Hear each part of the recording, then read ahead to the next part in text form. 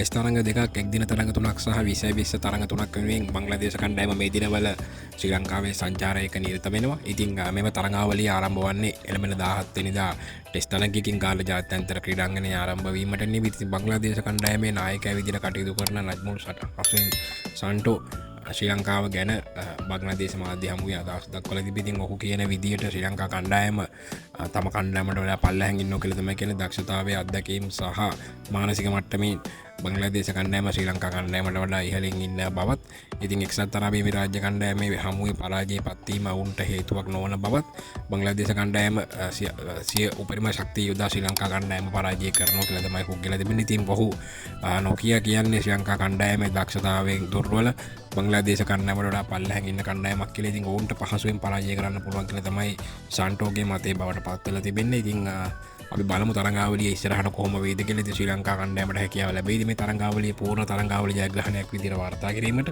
ඉතින් නැත්නම් බංග්ලාදේශ කණ්ඩායම දිනයිද?